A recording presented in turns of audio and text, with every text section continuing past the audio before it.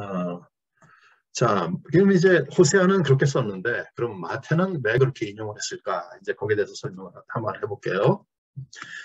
자, 호세아가 썼을 때, 호세아서를 썼을 때, 예수 그리스도의 탄생, 죽으심, 부활, 뭐 교회 이런 것에 대해서 정확하게 언급하지 않았습니다. 우리가 다 알다시피 구약에 사실상 이런 것에 대해서 정확하게 다 일일이 정확하게 기록된 것은 없죠.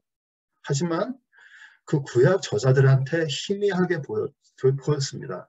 앞으로 오실 그리스도에 대한 그 희미하게 오신 그것을 쓴 것이 바로 호세아서죠. 또 구약의 책들이죠.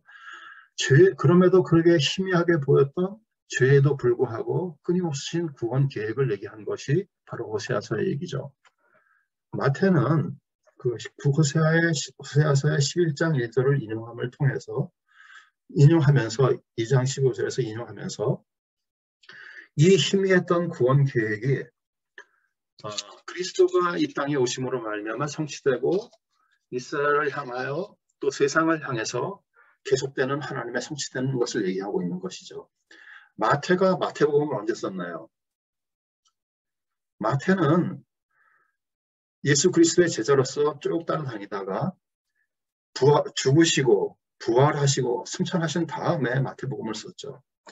다 그것을 보고 난 아이위트니스로서 다 눈으로 직접 본 사람으로서 돌아보니까 이게 이런 내용이겠구나. 내가 옛날에 미처 몰랐는데 예수 그리스도께서 이런 구약부터 예언되었고 이렇게 되어서 예수 그리스도가 왔구나. 그래서 죽으시고 그리고 부활하셔서 승천하셨구나라는 것을 깨닫게 돼서 그래서 마태는 썼다고 볼 수가 있죠.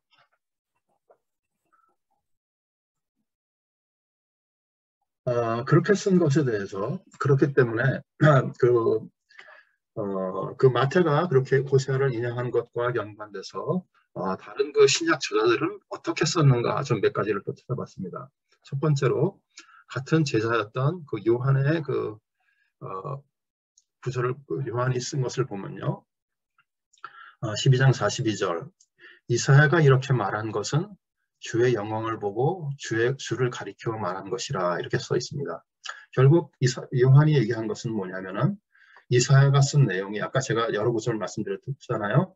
그것은 여기서 이사야가 말하는 그것들은 아닙니다. 하지만 다른 내용을 말하는 것이지만은 어쨌든 간에 예수 그리스도가 오실 것을 보고 그를 가리켜 한 말이라고 요한도 보고 있는 것이죠. 또 히브리서를 보면은 3장 5절에 모세는 장래에 말할 것을 증언하기 위하여 하나님의 온 집에서 종으로 신실하였고 모세가 말한 것들은 장래에 올 일들을 증언하기 위해서 말한 것이라 이렇게 되어 있습니다.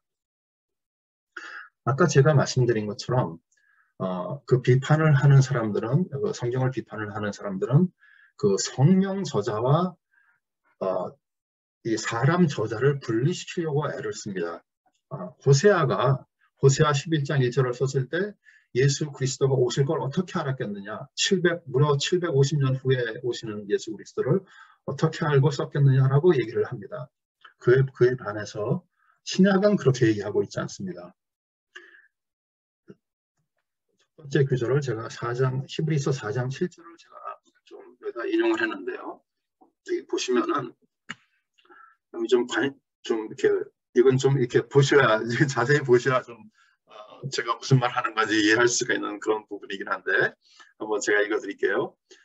다윗의 글에 오늘 너희가 그의 음성을 듣거든 너희 마음을 완고하게 하지 말라 하였나니 이렇게 썼습니다. 이거는 이제 히브리서 4장 7절에 다윗이 시편 95편에서 했던 얘기를 인용한 것을 얘기하는 거예요.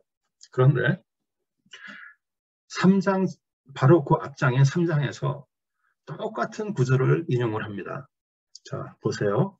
3장 7절 8절이요. 성령이 이르신 바와 같이 오늘 너희가 그의 음성을 듣거든 너희 마음을 완고하게 하지 말라. 시편 95편을 또 여기서 인용했습니다. 앞에 것과 뒤에 것의 차이가 뭔가요?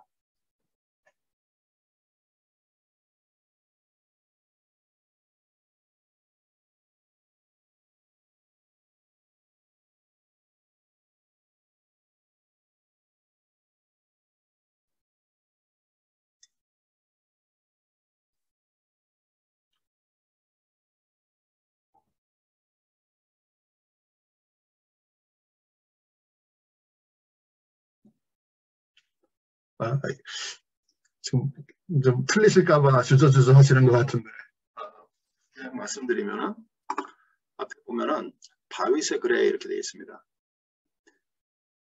바로 앞장 같은 저자가 쓴 3장 7, 8절에 보면은 성령이 이르신 바와 같이 이렇게 되어 있습니다.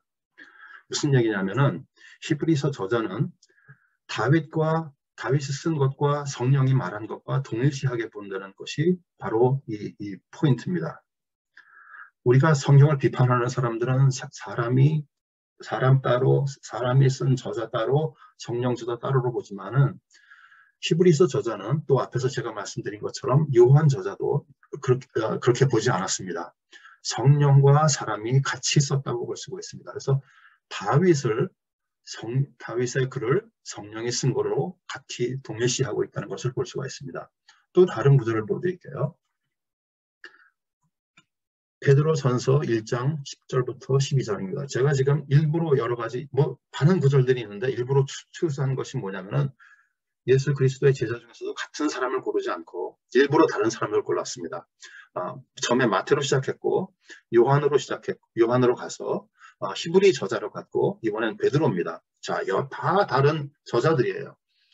그 베드로가 1장 10절 12절에는 뭐라고 써 있냐면은 이 구원에 대하여는 너에게 임할 은혜를 예언하던 선지자들이 연구하고 부지런히 살펴서 자기 속에 계신 그리스도의 영이 그 받으실 고난과 후에 받으실 영광을 미리 증언하여 너희를 위한 것임이 계시로 알게 되었으니 이것은 하늘로부터 오신 성령을 힘입어 복음을 전하는 자들로 이제 너희들에게 알린 것이요 이렇게 얘기합니다.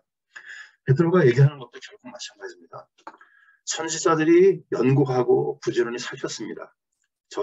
사람으로서 저자들과 살폈어요. 그런데 그 연구하고 살핀 것조차도 그분들 저자 속에 있는 그리스도의 영이 함께 임하셔서 예수 그리스도의 받으실 고난과 영광을 미리 증언했다고 되어 있습니다.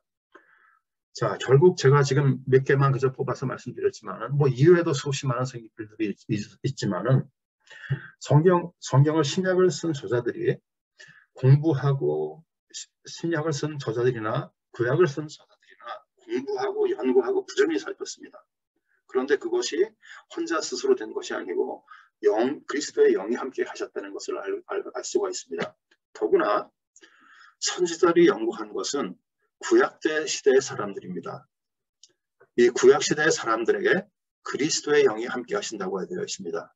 예수 그리스도의 영입니다.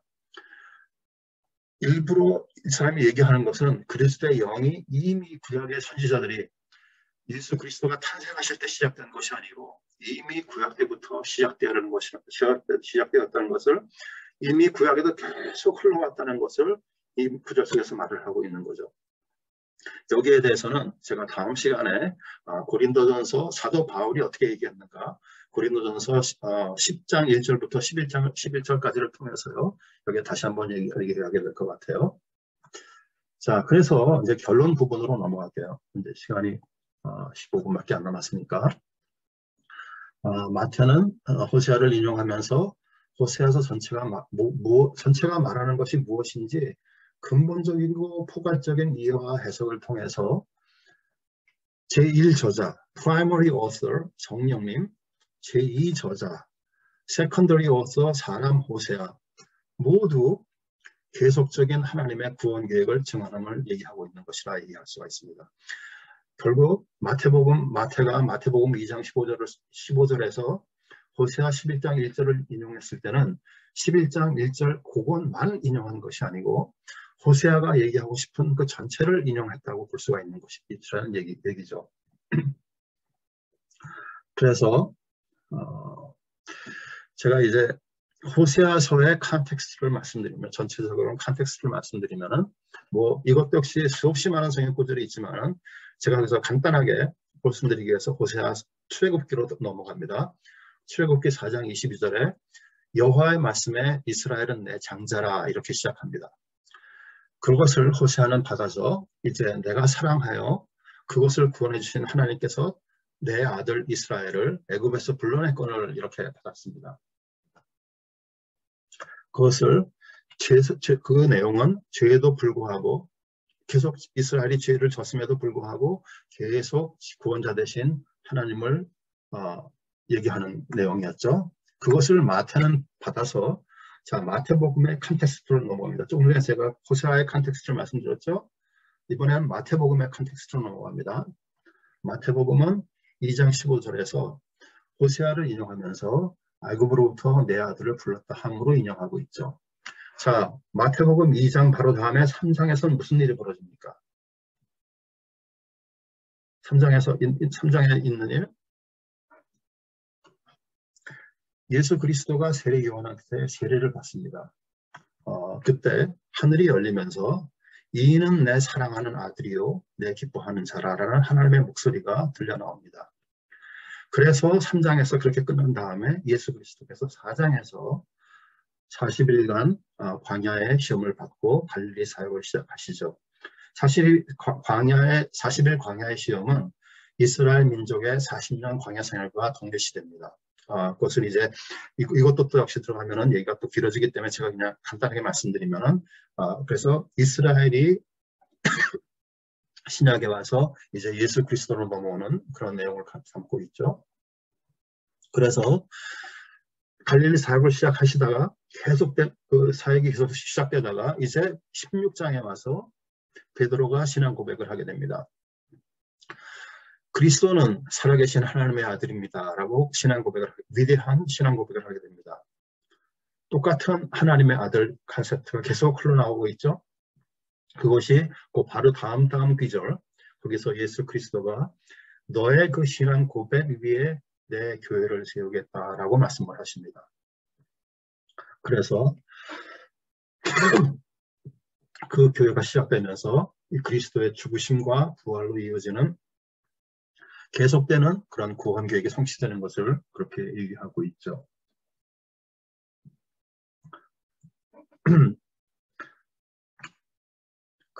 또 한 가지 제가 여기서 중요하게 생각하는 것은 뭐냐면요. 그 예언이 이루어지는 것이 얼마나 마태에게 중요했던가를 말씀드리고 싶습니다. 예언의 성취가 이루어졌다. 선지자를 통하여 말씀하신 바 그것이 이루려 하심이라 이렇게 말씀드렸잖아요. 성경 구절에. 그 내용은 사실 창세기부터 시작합니다. 지난번에 김철수 선교사님께서 오셔서 부흥회를 하셨을 때 그때 여기에 대해서 너무나 정확하게 얘기해 주셨죠. 창세기 3장 15절에 그 여자의 후손 예수 그리스도가 내 머리를 상하게 할 것이요 사탄의 머리를 상하게 할 것이요로 그렇게 시작되죠.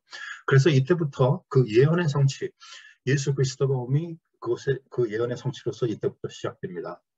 또 그것이 출애굽에 대한 얘기를 하자면 이미 출애굽에서 그 창세기 15장에서 하나님께서 아브라함을 축복하시면서 너의 자손이 모래처럼 하늘의 별처럼 많아질 것이라고 축복을 얘기하면서 그 동시에 같은 날 저녁 때 너의 후손이 400년 동안 이방 생활을 할 것이지만은 그럼에도 너를 구원해 주실 거 하나님께서 너의 자손을 구원해 주실 거다라는 얘기가 나오죠. 이렇게 연결이 됩니다.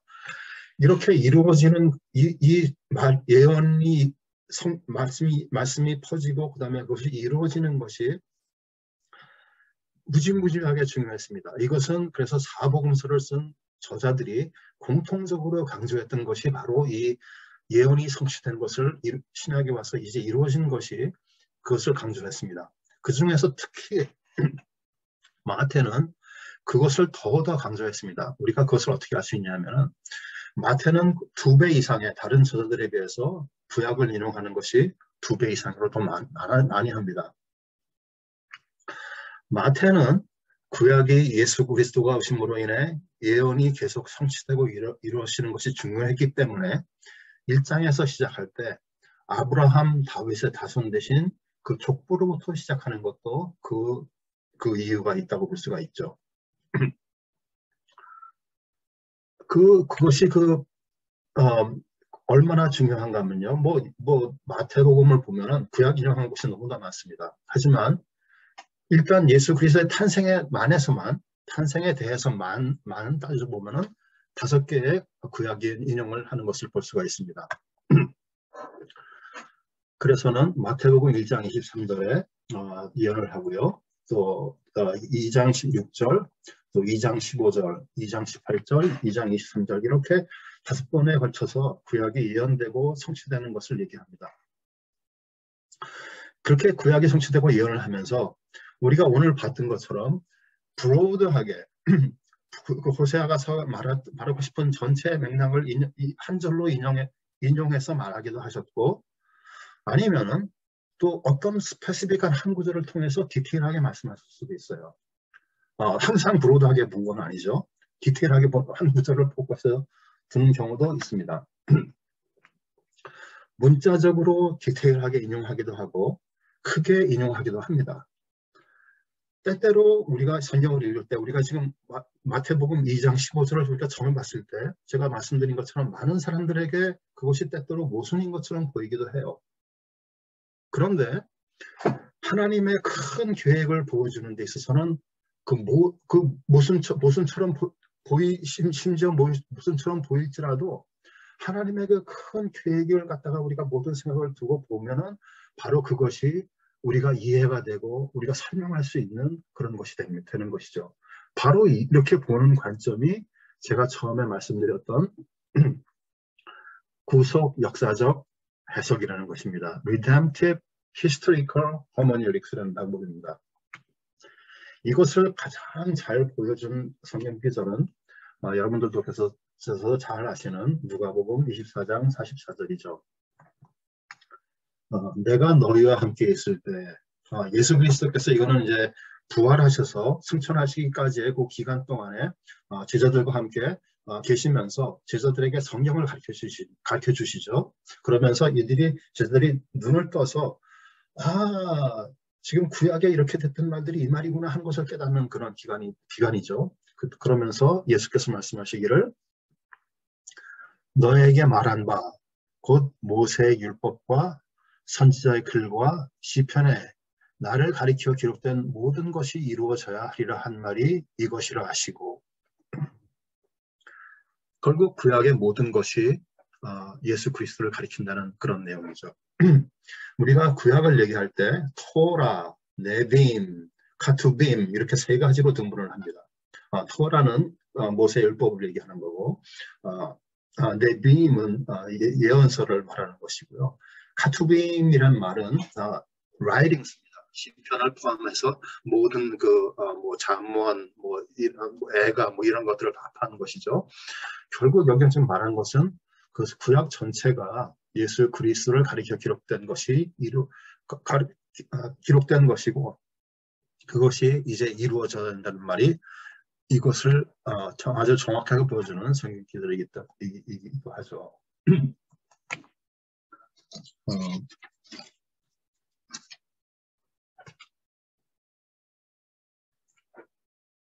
오늘 제가 아까 제가 말씀드린 것처럼 여러 명의 신약 저자들을 말씀드렸습니다. 그들이 그 구약 저자를 어떻게 이해하고 있는지, 또 구약을 어떻게 이해하고 있는지를 돌아봤습니다. 구약이나 또 마태나 누가나 요한, 베드로, 또 히브리 저자까지 전부 다, 또 다음 주에 살펴볼 사도 바울, 전부 다 같은 방향을 보고 있는 것을 볼 수가 있습니다. 우리가 어떤 사람들은 구약과 신약이 서로 다른 얘기를 하고 있다고 생각하시는 분들이 많습니다. 이걸 갖다가 어떤 사람들은 그 트래젝토리가 다르다, 서로 떨어진 트래젝토리다 이렇게 얘기하는 사람들이 많이 있습니다. 하지만 우리가 오늘 본 것처럼 우리가 그 하나님의 구속적 역사적인 관점으로 우리가 성경을 봤을 때 결론적으로 내릴 수 있는 유일한 결론은 구약이나 신약이나 모두 다 똑같이 유니파이드 트래젝토리로 가고 있다는 것을 우리가 알 수 있다는 그런 내용입니다. 그래서 우리가 신약과 연결되지 않은 구약 해석, 아니면 구약과 연결되지 않는 신약 해석은 우리가 성경을 완전하게 이해하고 해석했다고 볼 수가 없는 것이죠. 우리가 성경을 어떻게 이해합니까? 때때로 이것이 쉽지가 않다고 제가 말씀드렸는데, 여러 가지 힘든 이유가 있습니다. 첫 번째는 그 저자의 의도하고 독자의 의도가 이해가 같지 않을 수가 있습니다. 저자는 이런 내용을 썼는데 우리는 그걸 이렇게 이해해요.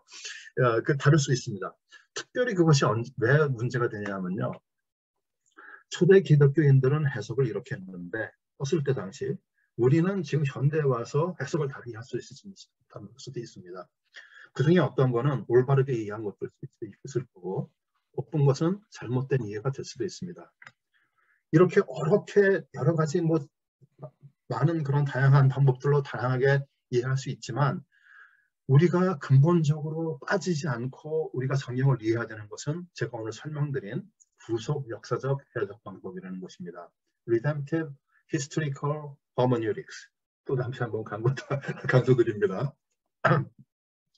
성경은 아까 제가 말씀드린 것처럼 문자적으로 설명하기도 하고 비유적으로 설명하기도 하고 상징적 의미로 설명하기도 하고 다양한 방법으로 설명하기도 합니다. 모든 방법을 통해서 보여주고자 합니다. 하지만 그런 속에서도 그 하나님의 구원 역사를 보는 것 그것이 중요하죠. 왜냐하면 성경이 그렇게 가리키고 있기 때문이죠. 자, 마지막 슬라이드입니다. 성경은 뭐로 푸나요? 성경으로. 정확합니다. 네, 좋습니다. 성경은 성경으로 풉니다. 웨스트민스터 신앙고백 1장 9조를 제가 여기서 썼습니다. 어떤 성경 기절에 참되고 온전한 뜻에 관한 질문이 있을 때 질문이 있는 게 당연한 거예요, 여러분. 여러분들께서는 그 질문을 많이 하시는 게 좋은 거예요. 질문이 없으시면 그게 이상한 거예요. 질문이 있는 게 정상입니다. 대부분의 질문은 완벽하게 설명드릴 수 없지만 대부분의 질문들은 많은 부분이 여러분들이 이해하기 쉽게 설명될 수가 있습니다. 오케이? 질문이 있는 게 정상입니다. 어쨌든 간에 그랬을 때 질문이 있을 때 그것은 더 분명히 말하는 다른 곳에 의해 연구되고 알려져야 된다. 자, 이렇게 되어 있습니다. 구약을 어떻게 풀까요? 자, 오늘 제목이 뭐죠? 신약으로 풀어야 됩니다. 오케이? 그래서 제가 오늘 제가 한 구절 가지고 마태복음 2장 15절 가지고 한 구절 가지고 얘기했잖아요. 다음 주는 제가 그래서 여러분들께서 미리 성경을 읽어보라 이런 요구도 하지 않았잖아요. 다음 주에는 제가 사도 바울이 고린도전서 10장 1절부터 11절까지를 가지고 사도 바울은 구약을 어떻게 받는가 하는 얘기를 하려고 합니다. 사실 여러분들께서 아마 놀라실 거예요. 얼마나 많은 그 신약 가운데 얼마나 많은 부분이 구약을 얘기를 하고 있는지 여러분 아마 놀라실 겁니다. 제가 여기 지금 책을 하나 보여드릴 텐데 무시무시하게 생긴 이런 책이 있습니다. 이건 제가 아까 말씀드린 그 D.A. 칼슨이라는 사람하고 G.K. 빌이라고 또 하나가 굉장히 유명한 그런 신학자인데요. 이 책이 뭐냐면은 신약에 있는 구약 인용을 정리해 놓은 그런 책입니다. 이렇게 두꺼워요. 그리고 이게 성경 팔자가 이렇게 조그매요. 보이지도 않습니다. 엄청나게 이 정도로 많습니다. 오케이? 그렇기 때문에 우리가 구약을 이해할 때 신약이 얼마나 중요한지 또 우리가 또 앞으로 여러분들이 구약을 보실 때 신약을 어떻게 봐야 되는지 거기에 대해서 오늘 강의를 했는데 1분이 지났습니다. 제가 약속한 것보다. 혹시 여러분들 가운데 질문이 있으시면 지금 다른 거 금방 있나요? 없으시면 괜찮으시면은 지금 혹시 질문하실 게 있으시면은 예, 이후에는 점심이 있고요. 오후 수업은 1시에 시작합니다. 그러면 한 2, 3분 좀 더 해도 질문 있으시면 예. 오늘 제가 강의했던 내용 가운데 혹시 질문이 있으시면 가능한 한 답을 해드릴게요. 가능하지 못한 경우도 많이 있겠지만.